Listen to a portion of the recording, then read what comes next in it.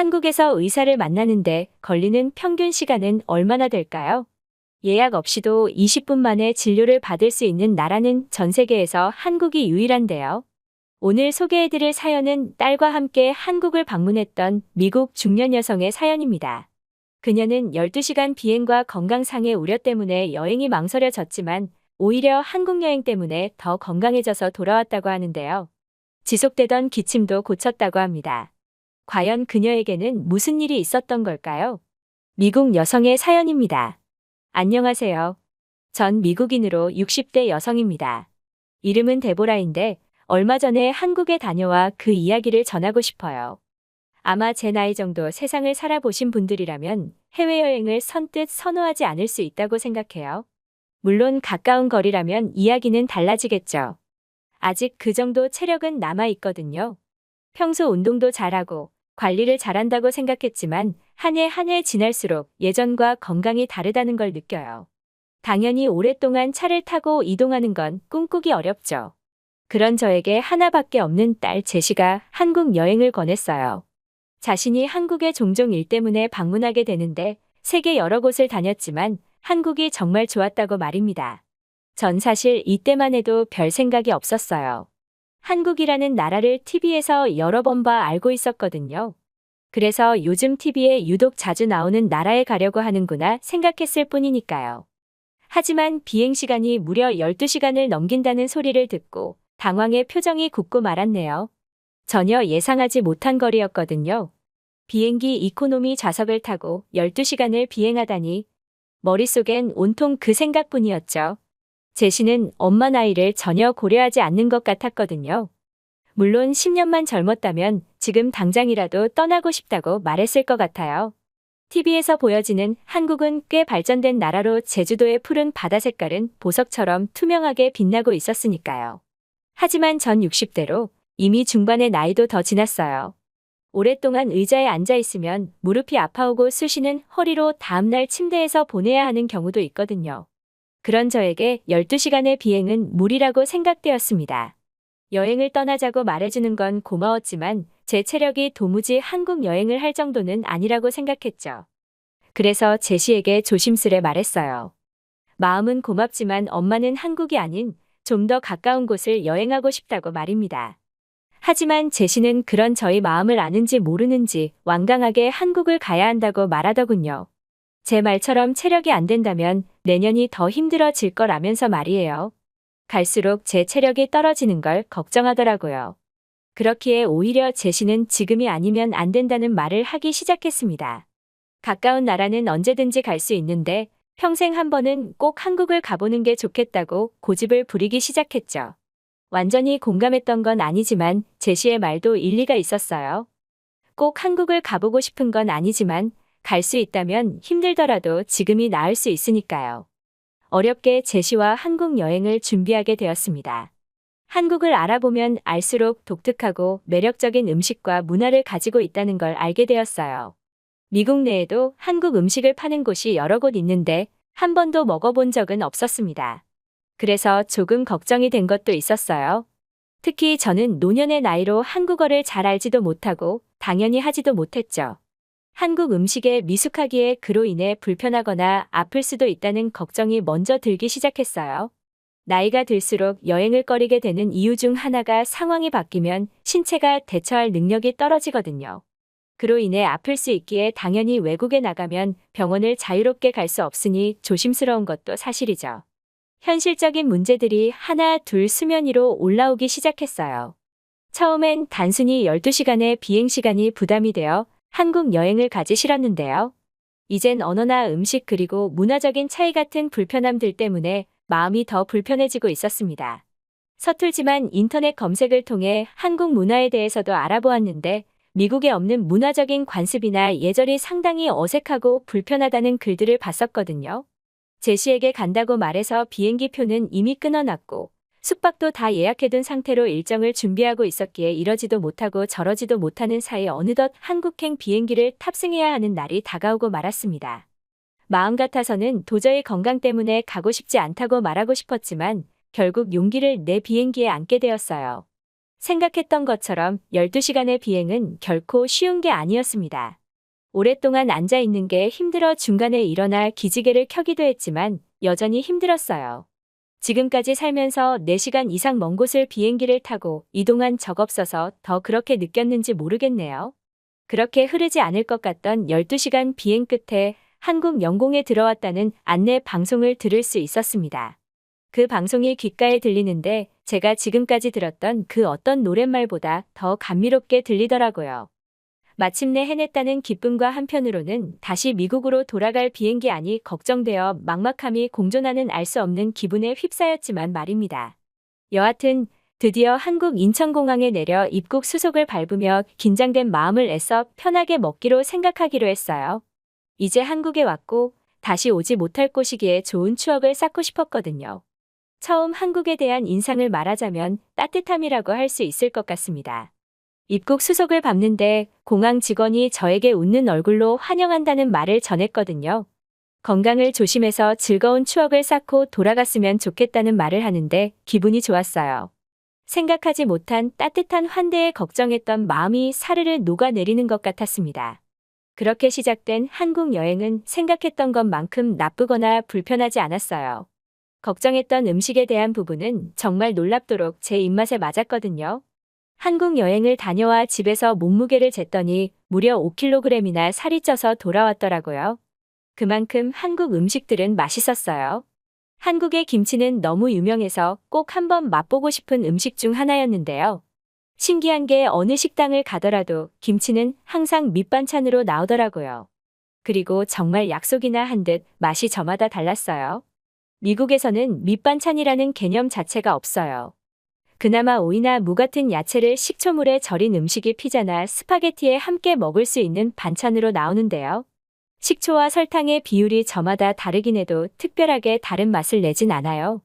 하지만 한국 김치는 다르더라고요.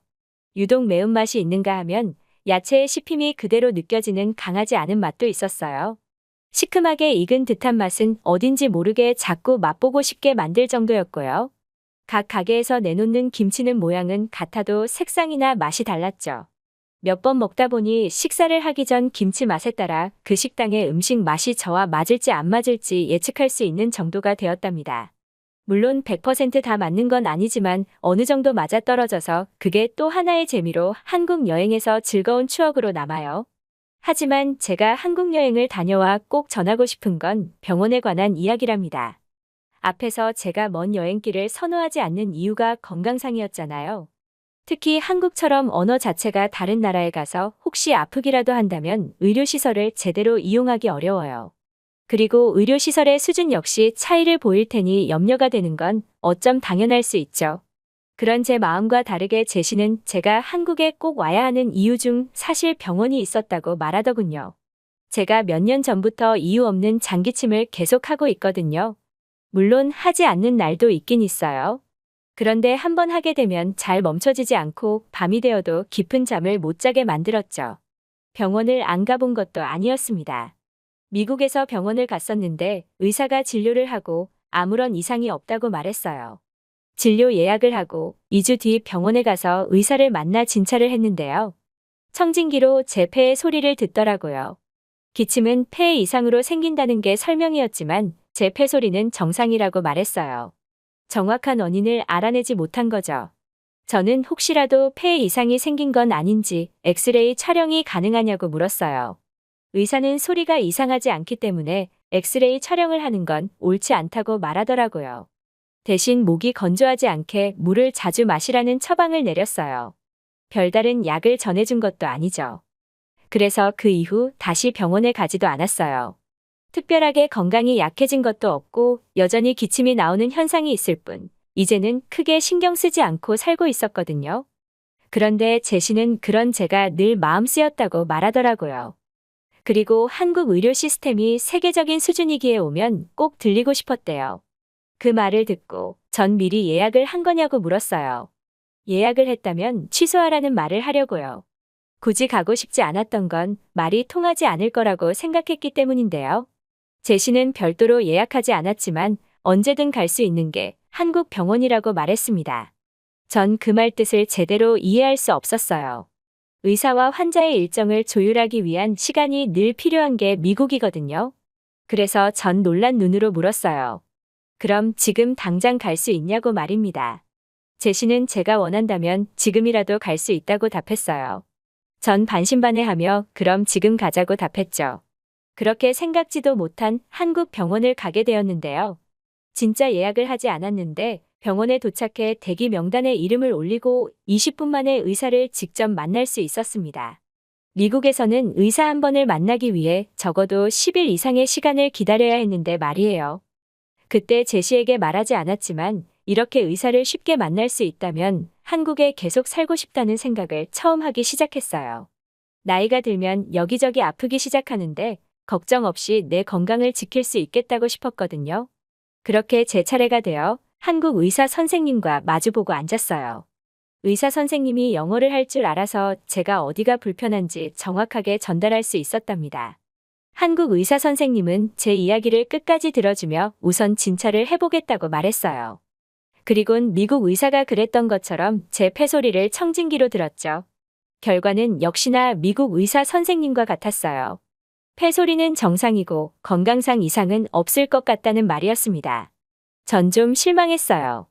이런 소리를 듣자고 여행 일정을 쪼개 한국 병원에 온 건 아니니까요.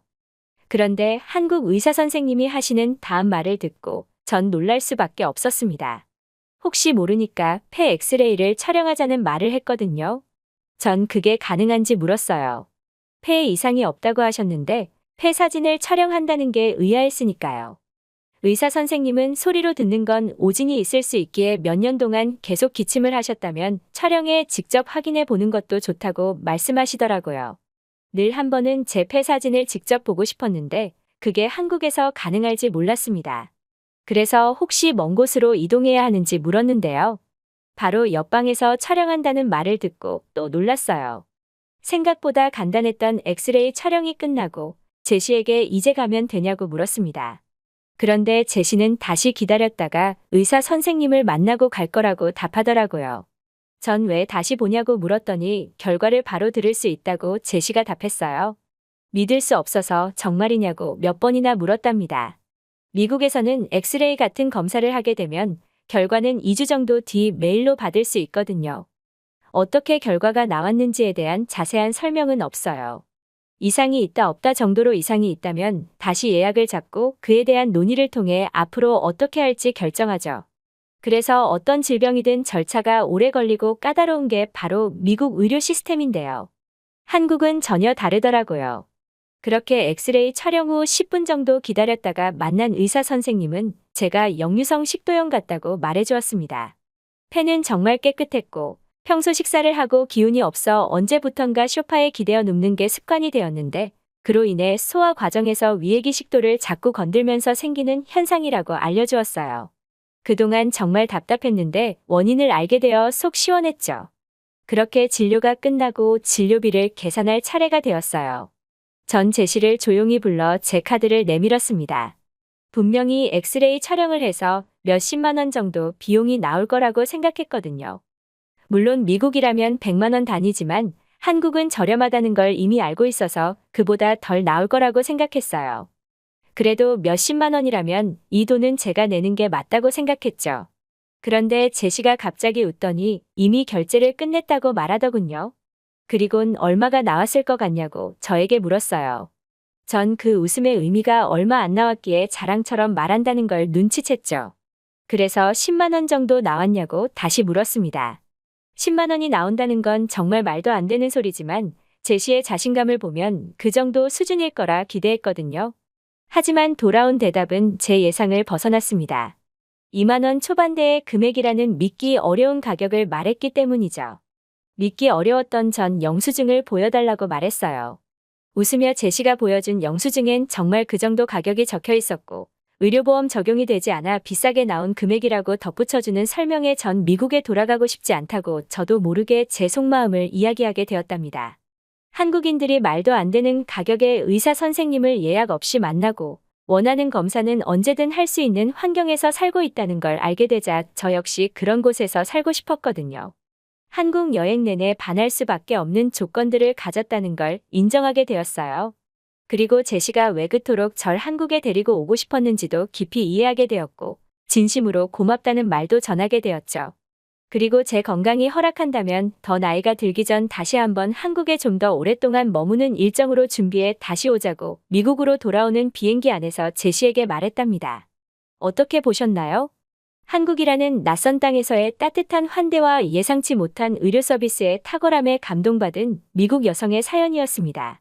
한국 여행은 그녀에게 단순한 휴식 이상의 의미를 갖게 되었는데요. 한국의 매력적인 문화와 우수한 의료 시스템이 그녀에게 새로운 인생의 문을 열어준 것 같아 뿌듯하네요. 지금까지 특별한 한국의 이야기를 전해드리는 스페셜 튜브였습니다. 구독과 좋아요를 눌러주시면 영상 제작에 큰 힘이 됩니다. 소중한 의견도 댓글로 남겨주세요. 끝까지 시청해주셔서 감사합니다. 더욱더 좋은 영상으로 찾아뵙겠습니다.